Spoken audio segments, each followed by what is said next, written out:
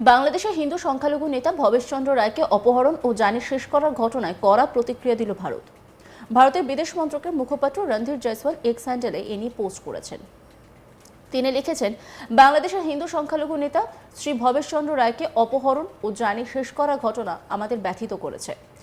এই ঘটনা অন্তর্বর্তী সরকারের অধীনে হিন্দু সংখ্যালঘুদের উপর নিপীড়নের একটি ধরনকে অনুসরণ করছে। এমনকি পূর্ববর্তী এই ধরনের ঘটনার অপরাধীরা ঘুরে বেড়াচ্ছে। আমরা এই ঘটনার নিন্দা জানাই এবং আবারও অন্তর্বর্তী সরকারকে মনে করিয়ে দিতে চাই, অজুহাত খুঁজে বা ভেদাভেদ না করে হিন্দু সহ সমস্ত সংখ্যালঘুদের সুরক্ষার দায়িত্ব পালন করা হোক।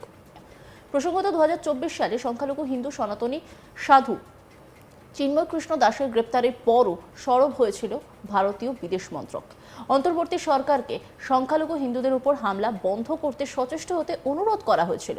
এরপর সম্প্রতি থাইল্যান্ডের রাজধানী ব্যাংককে ভারতের প্রধানমন্ত্রী নরেন্দ্র মোদী ও বাংলাদেশের অন্তর্বর্তী সরকারের প্রধান উপদেষ্টা মোহাম্মদ ইউনুসকে বৈঠকের ফাঁকে সেদেশের হিন্দু সহ সকল সংখ্যালঘুদের নিরাপত্তার বিষয়টি সুনিশ্চিত করার কথা বলেছিলেন।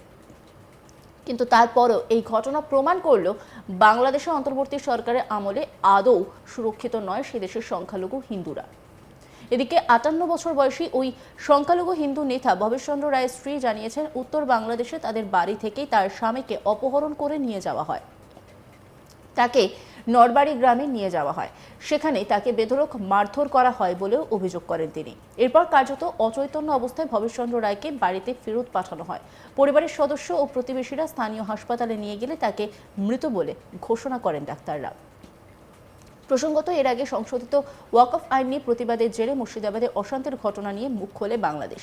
ওয়াকফ ইস্যুতে ইউনুসের তরফ থেকে বাংলাদেশের প্রধান উপদেষ্টার প্রেস সচিব শফিকুল আলম যা বলেছিলেন তাতে রীতিমতো তোলপাড় হয়ে গিয়েছিল। তিনি তার প্রতিক্রিয়া সোশ্যাল মিডিয়ায় লেখেন, মুর্শিদাবাদে যে হিংসার ঘটনা ঘটেছে সেটার সঙ্গে বাংলাদেশকে যুক্ত করার যে কোনো প্রচেষ্টার তীব্র নিন্দা করছি। আমরা মুসলিমদের উপরে হামলার ঘটনার তীব্র নিন্দা জানাই। যে ঘটনার জেরে প্রাণহানি এবং সম্পত্তি হানি হচ্ছে, আমরা ভারত সরকার এবং পশ্চিমবঙ্গ সরকারকে সংখ্যালঘু মুসলিমদের সুরক্ষা নিশ্চিত করার জন্য আর্জি জানাচ্ছি। তার এই মন্তব্যের পরে অনেকে বলেছেন যে এই মুর্শিদাবাদের ঘটনায় যেখানে অনেকে বাংলাদেশের চোখ দেখছেন, সেখানে কি করে বাংলাদেশের তরফে এই মন্তব্য? তাহলে কি নজর ঘোরাতে এই কাজ? যদিও এই ঘটনার তীব্র নিন্দা করেছেন ভারতের বিদেশ মন্ত্রকের মুখপাত্র রণধীর জয়সওয়াল। আর এরপরে কিন্তু গোটা বিষয়টা নিয়ে আজ তাক বাংলায় নিজে মতামত জানিয়েছেন আন্তর্জাতিক সম্পর্ক বিশেষজ্ঞ শুভাশিস ব্যানার্জি। কি বলেছেন শোনাব আপনাদের। বিদেশ মন্ত্রক মানে এটা কিন্তু ডেফিনেটলি আগে বোঝাটা খুব প্রয়োজনীয়। বিদেশ মন্ত্রক ভীষণ ভীষণ টেকনিক্যাল একটা মিনিস্ট্রি। তারা যে স্টেটমেন্টসগুলো করে সেই স্টেটমেন্টগুলোর প্রতিটা শব্দ চয়ন খুব বুঝে বুঝে বুঝে বুঝে করা হয়। আমি তোমার স্টেটমেন্টসগুলো যখন দুটোই দেখছিলাম, আমি বলবো এখানে একটা জিনিস বুঝতে হবে, বাংলাদেশ যেমন বিমস্টেকে কিন্তু India is one of the leadership chairs. সেখানে বিমস্টেকে কোঅপারেটিভ ডিপ্লোমেসির কথা বলা হয়েছে, সেখানে বিমস্টেকে ওয়েলফেয়ার ডিপ্লোমেসির কথা বলা হয়েছে। এই সব জিনিসগুলোর মধ্যে ইন্টারন্যাশনাল হিউম্যান রাইটস কিন্তু ইজ এ কনসিডারেশন পয়েন্টার। বোঝার চেষ্টা করতে হবে আমাদের এখানে এই যে ইন্টারন্যাশনাল ডিপ্লোমেসিতে এই যে human rights, international human rights is a পয়েন্টটা হচ্ছে যখন গ্লোবালি ইন্ডিয়া কোনো চেয়ার হেড করবে তখন কিন্তু ইন্ডিয়ার বলার অধিকার আছে, being a very very aggressive and active power in today's world, যে আমাদের ওই রিজিয়নে ভালো করে বুঝতে হবে ওই রিজিয়নে কোন কোন জায়গাগুলোতে হিউম্যান রাইটস ফেল হচ্ছে, সেই জায়গাগুলো is a deep concern for the entire world. আজকে বাংলাদেশ যেদিকে এগোচ্ছে, যদি কালকের ডেটে দাঁড়িয়ে এটা একটা ডিস্টার্বড আফগানিস্তানের ফেজে চলে যায় বা এটা একটা নেক্সট সিরিয়া হয়ে যায়, তাহলে কিন্তু সেটা শুধুমাত্র ভারতের ক্ষতি করবে সেটা নয়, সেটা যে কোনো রাষ্ট্রের ক্ষতি করতে পারে এবং সেটা কিন্তু গ্লোবাল অ্যাফেয়ার।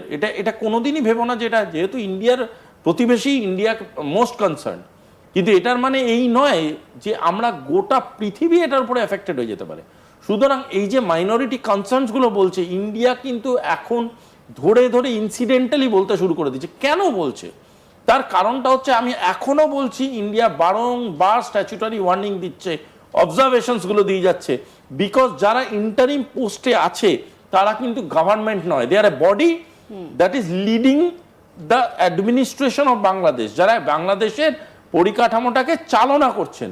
কিন্তু এটা বুঝতে হবে যে আগামী যে গভর্নমেন্ট আসবে, সেটা আজ আসুক, কাল আসুক, 10 মাস বাদে আসুক, সেই গভর্নমেন্টকে কিন্তু এই বোঝাগুলো টানতে হবে। সেই গভর্নমেন্ট কিন্তু আনসারেবল হবে যে এইগুলোর ব্যাপারে তারা কি করলেন। যারা যারা বাংলাদেশের, তুমি রিসেন্ট ইতিহাস দেখো, যারা যারা মাইনরিটি কিলিং বা মাইনরিটি অ্যাবডাকশনের সাথে যুক্ত ছিল, তাদের সবাইকে লিগালি ছেড়ে দেওয়া হয়েছে। তাদের 90% লোককে অন বেল তাদের ছেড়ে দেওয়া এখন হয়েছে। বাংলাদেশের যা পরিস্থিতি, তাতে অপরাধীরাই হচ্ছে একেবারে স্বচ্ছ Correct. মূর্তি। আমি এই কথাটাই তোমাকে আগের প্রশ্নের উত্তরেও বলতে যাচ্ছিলাম। জামাতের ইতিহাসটা যদি তুমি দেখো, জামাতের অপারেশনাল ট্যাকটিক্স গুলো যদি তুমি দেখো, তাদের মোডাস অফ অপারেন্ডি যদি তুমি দেখো, জামাত ইজ নট আ পলিটিক্যাল, মানে অ্যাক্টিভলি পলিটিক্যাল অর্গানাইজেশন। জামাত একটা পকেট পলিটিক্যাল অর্গানাইজেশন হিসেবে কাজ করে, বাট তার মেজরিটি হচ্ছে একটা কমিউনাল ডিস্টারবেন্সের মাধ্যমে একটা কমিউনাল অথরিটাইজেশন সৃষ্টি করা। জামাত বারবার বাংলাদেশকে যেদিকে লিড করছে, বাংলাদেশ কিন্তু একটা সময়ের পরে গিয়ে গ্লোবাল স্যাংশনের মুখে চলে যেতে পারে। আজকের ডেটে Bangladesh is not a independent economy, Bangladesh is much dependent economy.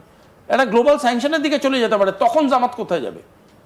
জেনে রাখো, যে কোনো পলিটিক্যাল সলিউশন বা যে কোনো ইলেক্টেড গভর্নমেন্টের কিছু দায়িত্ব থাকে, সেরকমই একটা ইন্টারিম গভর্নমেন্টের কিছু লিমিটেশনস থাকে। সেই লিমিটেশনসগুলো অতিক্রম করে ওরা যে স্টেপসগুলো নিচ্ছে বা ওরা যে মুভমেন্টগুলো করছে, সেই মুভমেন্টগুলো কিন্তু লিগালাইজ নয়, একটা লিগ্যালিটির ব্যাপার থাকে।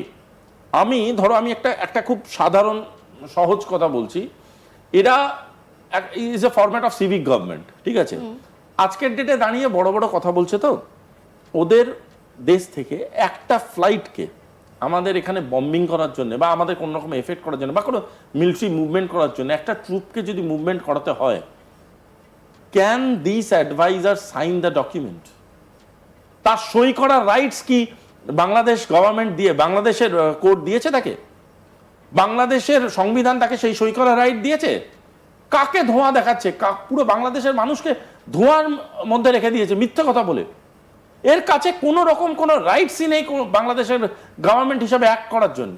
এই নিজেকে গভর্নমেন্ট হিসেবে ভেবে বসে আছে, 5 বছরের ইন্টারিম প্ল্যান করেছে বলে তাদের পলিটিক্যাল পার্টিগুলো সবাই প্রতিবাদ করতে শুরু করে দিয়েছে। বিকজ পলিটিক্যাল পার্টিরা পলিটিক্যাল সলিউশন চাইবে, এটাই স্বাভাবিক চরিত্র। একদম। আজকের ডেটে দাঁড়িয়ে আওয়ামী বলো, বিএনপি বলো, ন্যাশনাল পার্টি বলো, যারাই বলো, সবাই ভোটে পার্টিসিপেট করতে চাইছে। সবাই বলছে ভোট হোক, তুমি যেত, আমি জিতি, যেই জিতি। কারণ মোহাম্মদ ইউনিস জানেন যে উনাকে কোনো পলিটিক্যাল পার্টি অ্যাবজর্ভ করতে চাইছে না। আর যদি কোনো পলিটিক্যাল পার্টির হয়ে উনি লড়েন, উনি ব্যক্তিগতভাবে জিতলেও সেই পার্টি, যদিও বা যদি জেতেন, আমি ধরে নিলাম তর্কের খাতিরে, সেই পার্টি ম্যান্ডেট পাবে না। অন্যান্য খবরের আপডেটের জন্য অবশ্যই নজর রাখুন আজ তাক বাংলার ইউটিউব স্ট্রিমিংয়ে। লাইক, কমেন্ট, শেয়ার এবং সাবস্ক্রাইব করতে ভুলবেন না।